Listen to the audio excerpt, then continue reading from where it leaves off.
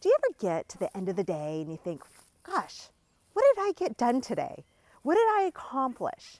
And maybe you have a little part of your stomach that's feeling like, oh, I wish that I did more. I felt what happened? So I have an idea for you. I've been using this tool for a while now and it works amazingly. So it has to do with mindset. Of course, it always does.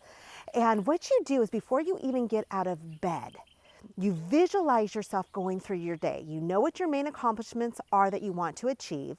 And then visualize yourself going through each one. So let's say you have a business meeting and you're a little nervous about it. See yourself walking into the room, engaging with the people that are there very positively and with confidence, and then doing your presentation and just nailing it and having people even come up and say something to you at the end.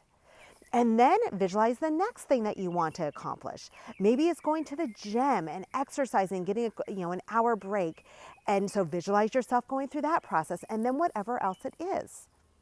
At the end of the day, I want you to reevaluate how your day went.